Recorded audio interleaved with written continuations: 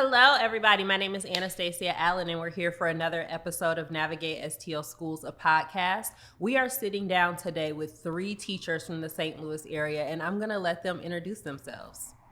Hi, my name is Addie Boeving, and I teach at Malamphy Investigative Learning Center.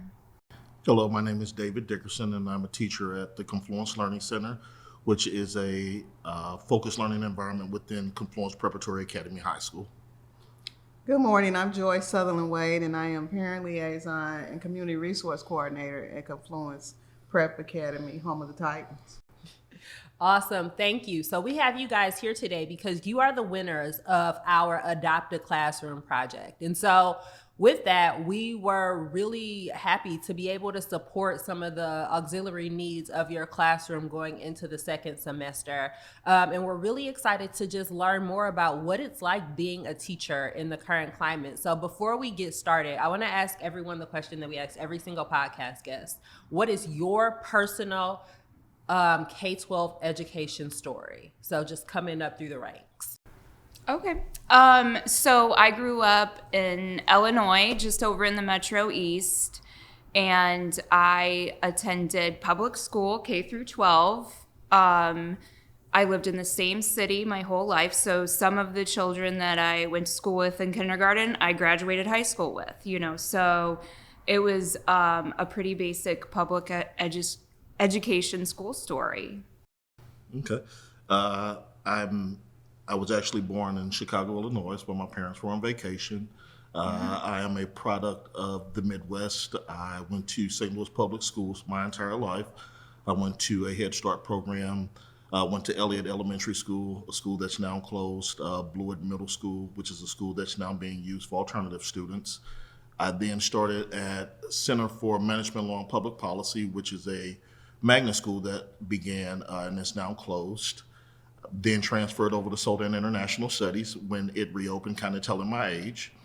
They asked me to leave my senior year, and I graduated from Roosevelt High School, proud Rough Rider.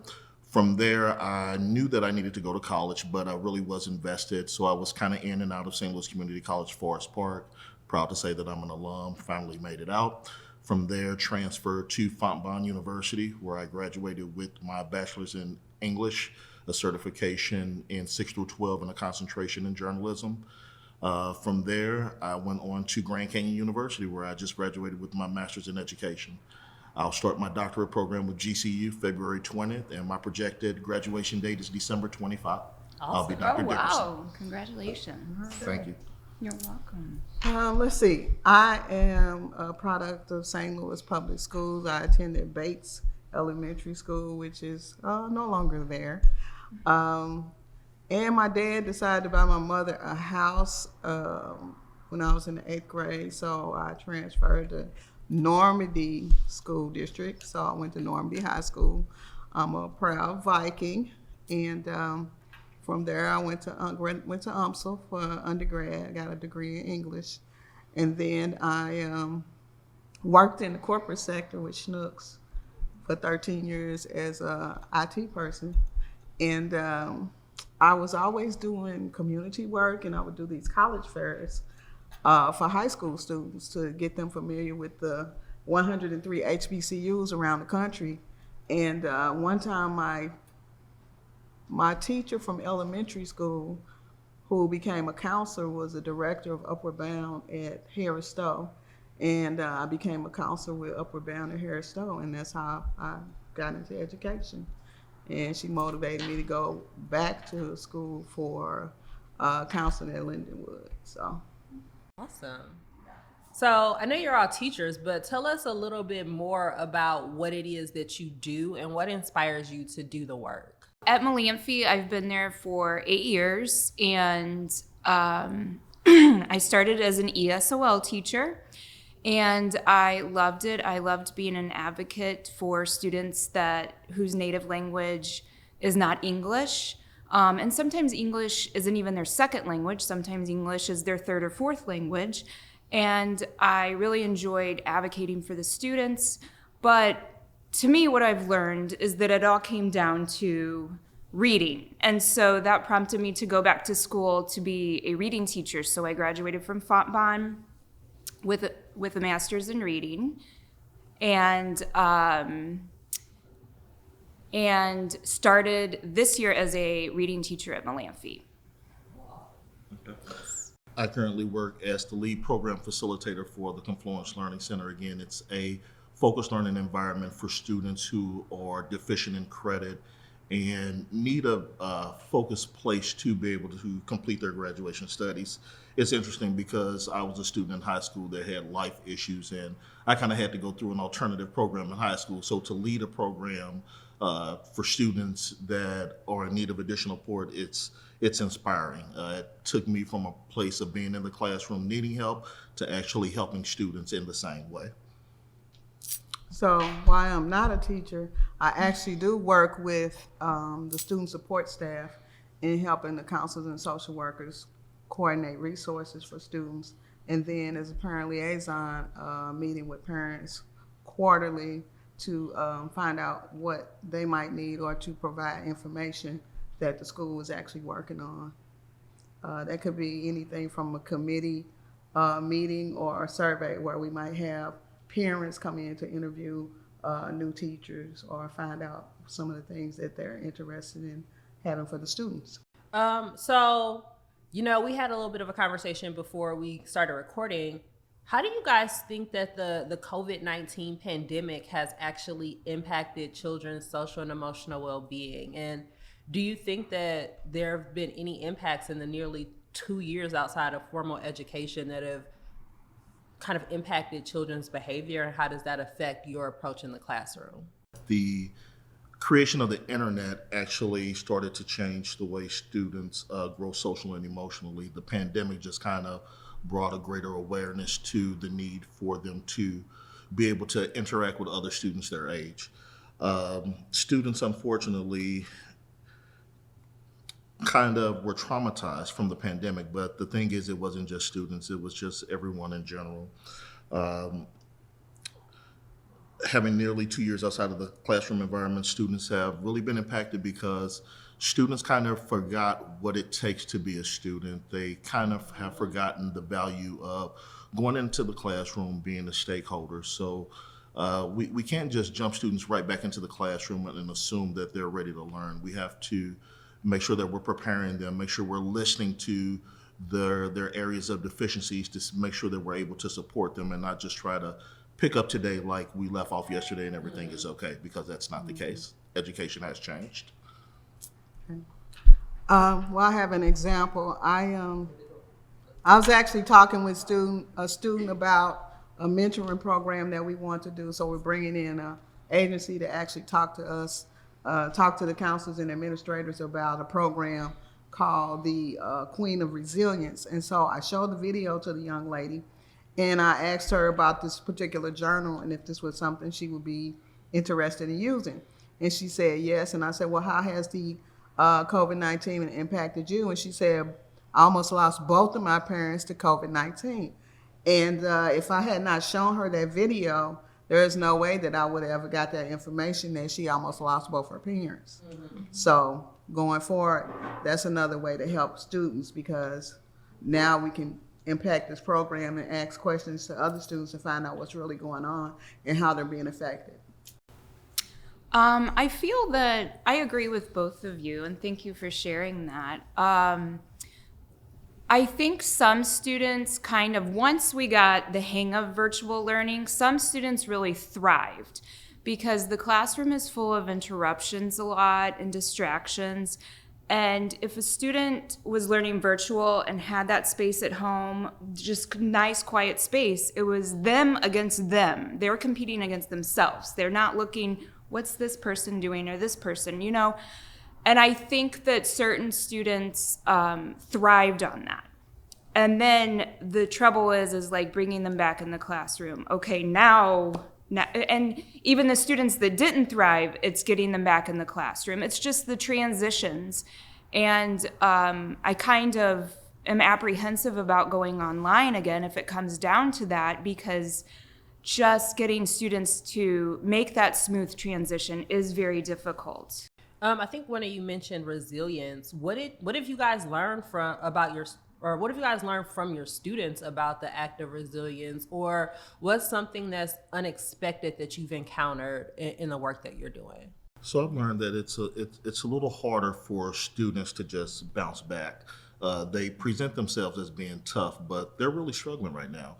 And as educators, it's our job to identify and break down those barriers for those students because they're not going to articulate their hardships. So yeah, while students are resilient, they still need our support. They need our guidance. It's up to us to really be those individuals who are able to spring back so that we can continue to guide them and allow them to learn from their experiences and work through these so that will give them that grit, that mental toughness to know that they can overcome this in the future. So with the resilience piece, what I've been finding is a lot of students and families are not sharing the information in regards to how they feel about what's going on and the trauma. And so if you don't ask those hard questions, what happened to you, then you really don't know what's going on. So it's been very helpful to just kind of take a mental question and say, well, how are you feeling today in regards to the weather? Are you feeling cloudy, sunny? What's going on? Yeah. So that's been very helpful. So I think that one of the most interesting things to me in watching some of these kids, especially the younger kids, is their just willingness to be like, okay, just, all right, this is what we got to do. Okay, just, okay. And there are so many things that are changing every day in education. But as educators, what do you think is one of the greatest challenges that is facing the city of St. Louis, particularly in the field of education as a whole? This is one of my favorite questions. So while technology is a problem, classroom size, family factors, all of those things are challenges, I think the biggest challenge is getting students and parents to understand the value of an education. Everything starts with having a good education. You can't be doctors, you can't be lawyers, you can't even be a trash man without having a good education. Students are coming into the classroom, they've been around their parents for the past 2 years. They've taken on the mindset of being adults because they see everything that their parents are doing. It's not like when I was a child when your parent would tell you go into the other room, adults are having a conversation. So students are feeling the pressure of being grown when they're still children. So for me, I'd say the biggest challenge in education right now is students and parents valuing education and understanding how getting a good education will prepare you for success in the future. I have to piggyback off on what David said. In the student support services world, the first thing that we have to do a lot of times is find out who is the parent, because you might have a student that has a parent working 2 or 3 jobs, and they're actually doing everything. They're deciding, making all these decisions that they might not really be capable of making. So that's the main thing that we have to deal with first of all. That's one of the challenges, finding out who's really responsible. Yes. I also agree with David. I think it's success. What does success look like? Because the truth is not all of our students can be doctors or lawyers, and that's true of any school, but you can still be successful. So what does that look like to you, and how can we get you there? Another challenge I feel is with COVID, a lot of our younger students coming from elementary have never even stepped foot into a school building until this year.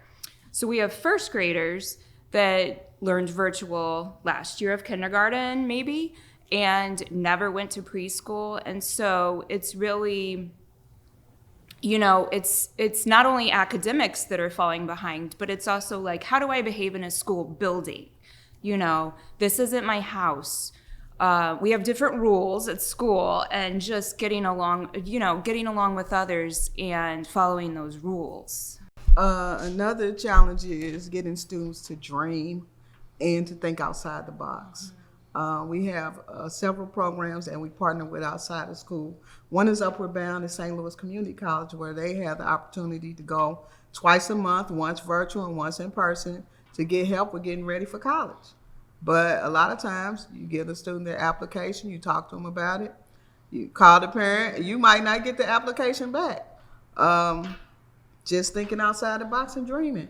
How awesome is that a government organization wants to help you go to college? They're going to give you a check once a month. They even provide DoorDash on the days that it's virtual.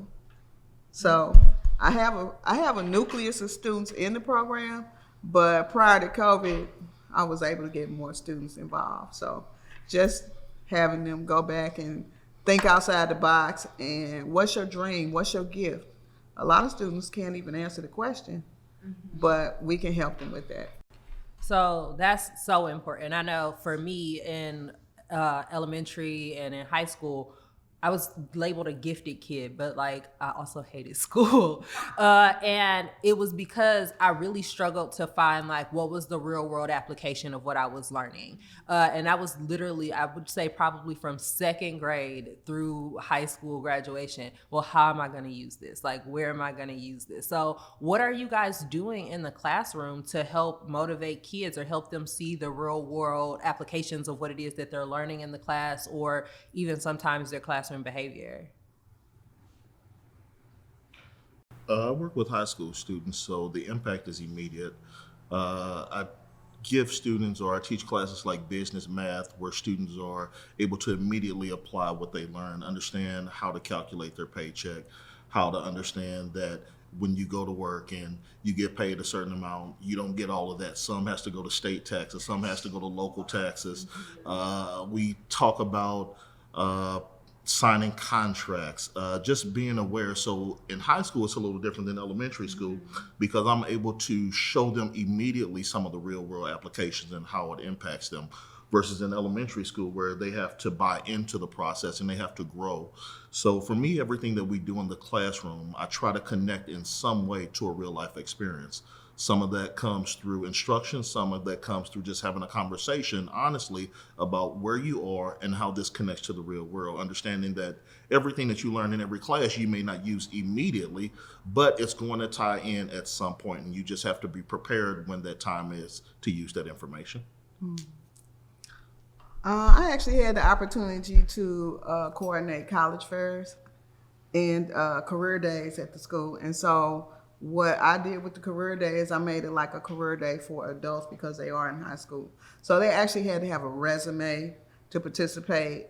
And we invited agencies and organizations that hire people for lifelong, like Spire, Ameren, St. Louis Science Center.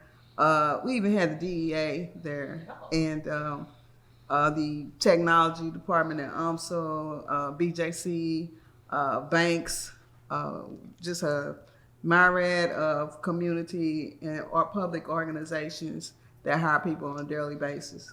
And we allowed the students to actually create the questions for the career day and be on a panel to orchestrate the conversation with the people. So we had a nucleus of maybe 5 people to do the actual panel discussion before they actually went to the booths to find out about these careers.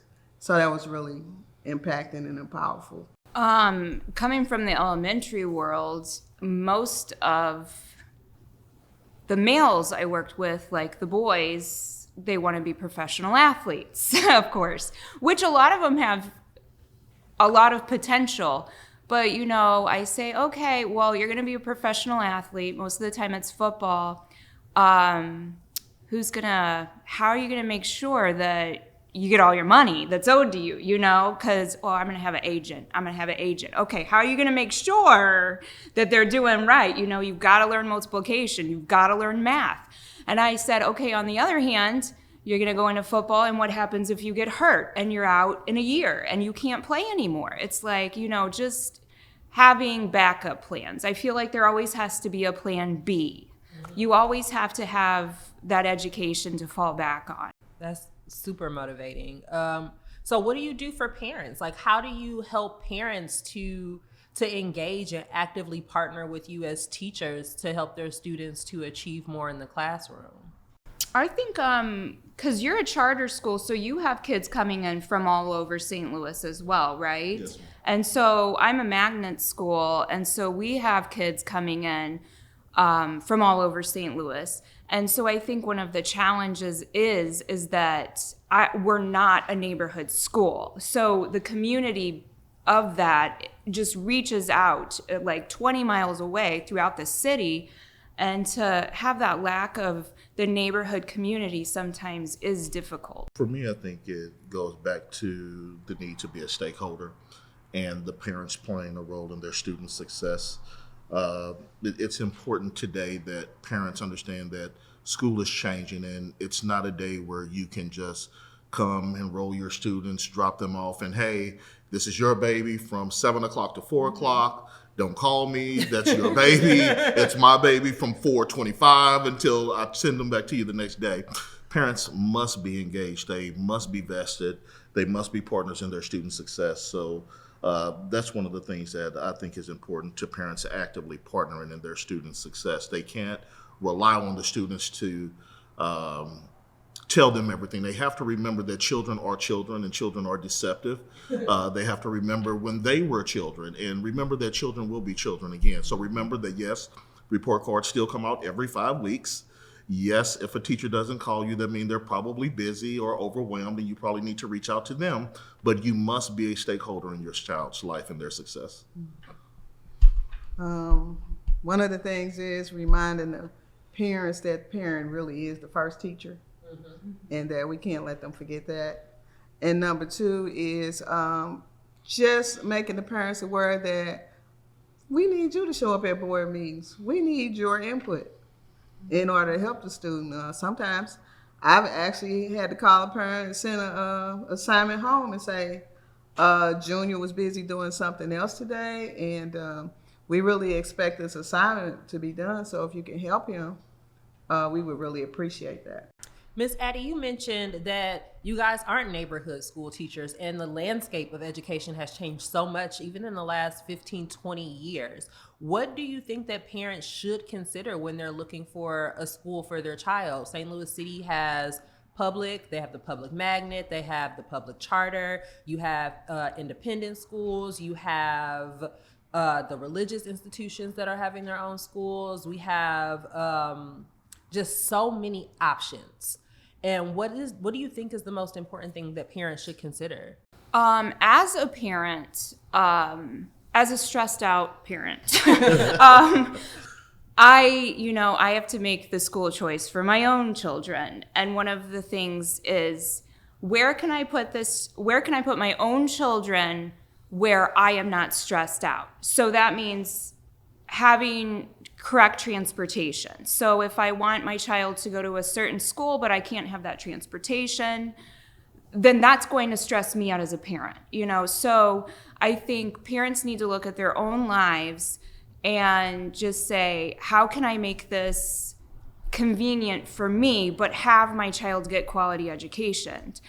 So some of them, it is a neighborhood school, but some of them, it is a magnet school, and some of them, it is a charter school or a gifted school. So I think since it does start at home and it does start with the parents, let's not stress you out anymore. Like, let's make it, what is convenient for you? Here is your options. Where does the bus stop? Is there aftercare? Is there this? Does it work around my work schedule? Because if a parent, and I understand that some parents just don't have choices in the matter, but if you do have a choice, make it easy for you so you can be more involved in the education of your child. Because they're all good schools. You're not going to lose. I agree with Addie. Every school should offer a student the opportunity to be successful. You shouldn't have to go to Metro or Collegiate or Ladue or Clayton to get a quality education. There are certified teachers that are passionate and love teachers in every school. I think as a parent, when looking for a school that fits their student, they need to, one, be a person that's willing to go out and research the need, like Addie is saying. Every student's need is different. Every parent's need is different. So even if it's a neighborhood school, that neighborhood school may not fit the need of your child. So for me, the first thing that they have to do is honestly reflect on what their student needs If it's a student that needs IEP support, if it's a student that needs 504 support, don't look at it as it's a reflection of you, but look at it as a way and an opportunity to help your student be successful in the future.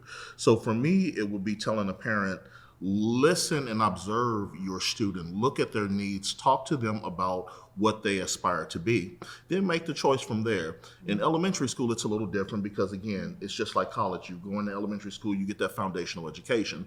But as you transition into middle school and into high school, you're preparing to go into a pathway. Listen to your child, observe what they're doing, look at their actions, and try to partner that with a career that works with their activities so that when they do things, they're doing things that they love.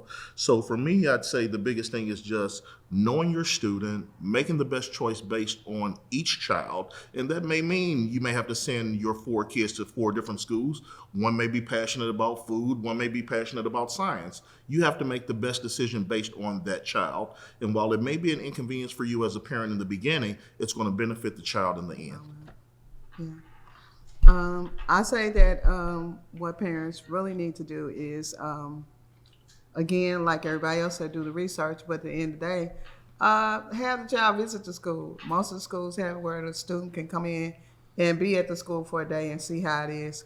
Find out what resources, support organizations they have in the school, Boy Scouts, Girl Scouts, all these other programs that are available to students. Now most schools have a coding or a STEM program, all these different leagues that they can be involved in. Find out what your child likes and make sure that there is something there for them in addition to the academics to keep them focused and supported. I agree. I want to piggyback on that. Academics is just one part of being a well-rounded student.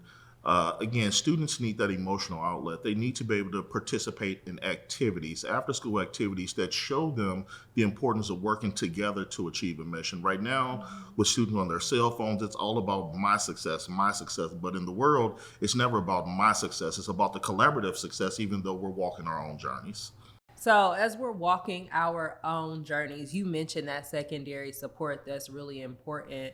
And you mentioned the values portion of it. Like, what do you need as a parent foundationally so that you can have the right tools to be able to participate in that classroom? What do you want parents to know or understand about your job as teachers? Because David hit the nail on the head. There are a lot of parents who are like, whew, dropped them off to you. That's your problem. I'll be back at 4:30. What do you want them to know about you as teachers and how they can participate in supporting you? Because while you might have their one kid, you also have maybe 20 to 30 other children to deal with too. So what do you want them to know about your experience in the classroom and how they can support that?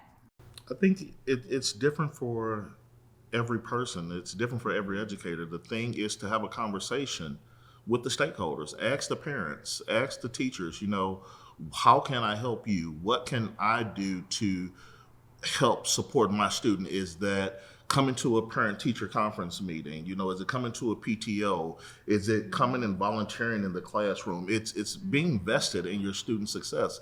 Again, it's more than just dropping them off. It's actually having a hand in their success. And I understand that there are some parents out here that aren't able to assist students with their homework for whatever reason, but have a conversation with the teacher about the resources that are available. There's neighborhood groups, there's community foundations, there's the homework hotline when I was in school. So be engaged, ask questions, don't just walk through the process, have a hand in the process in changing your student's success. Well, I have to say knowledge is power. Education is the key. Be the parent that you want to see. There are a lot of resources out here. Don't wait to get the report card. Yes. Talk to juniors 2 or 3 months before it's time for the report card.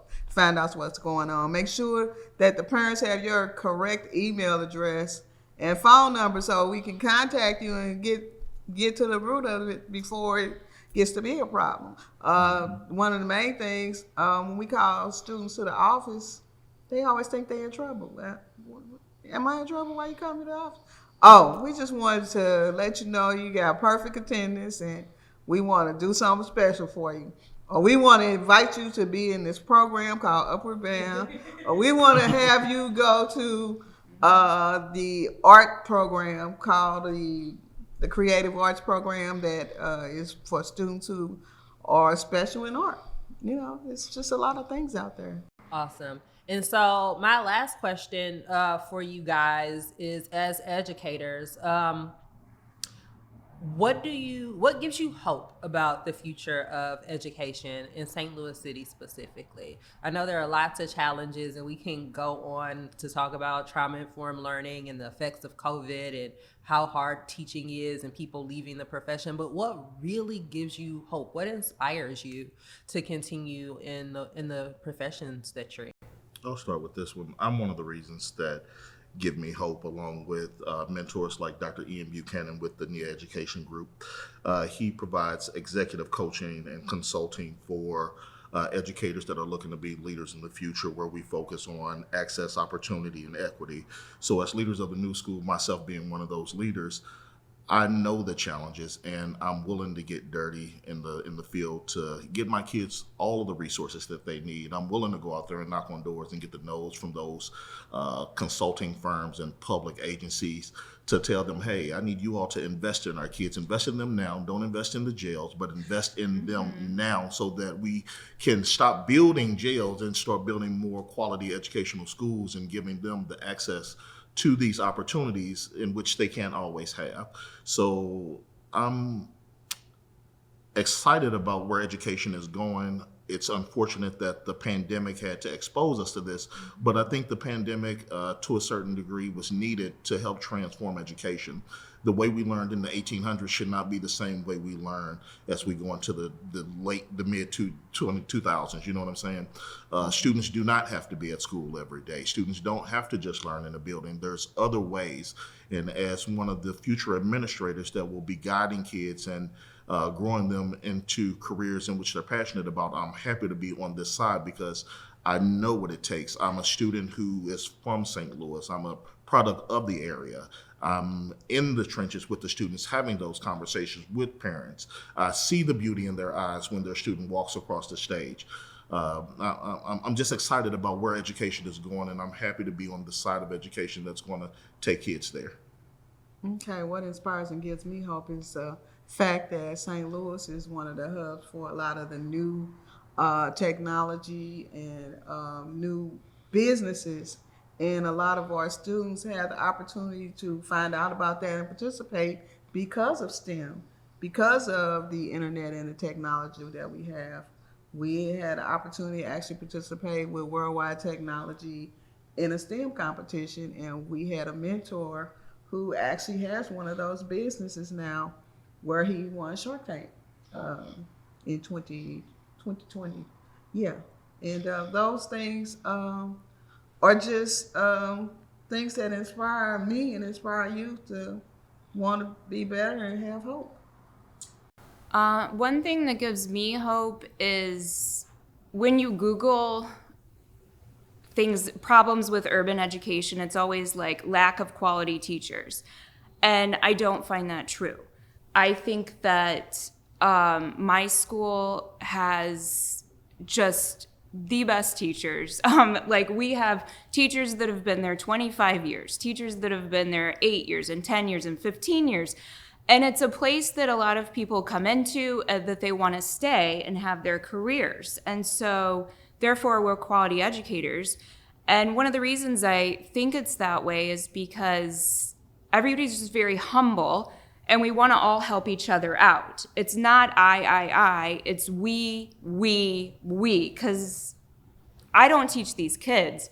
We teach these kids, so I don't think that's true. It's a lack of quality educators. I think that you would find it in the pandemic. I feel like you will find that anywhere. Of course, there's going to be substitutes in buildings because of the pandemic, but I'm talking overall.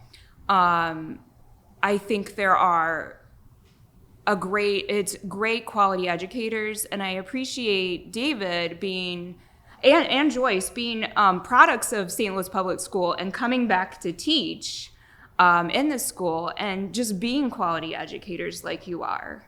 Thank you. You're welcome. So thank you guys so much for your time. We are so happy to support your classrooms and your students and to just see everything that they're able to accomplish. Thank you for everything that you do. Thank you for being the backbone of education. This has been Navigate STL Schools, a podcast.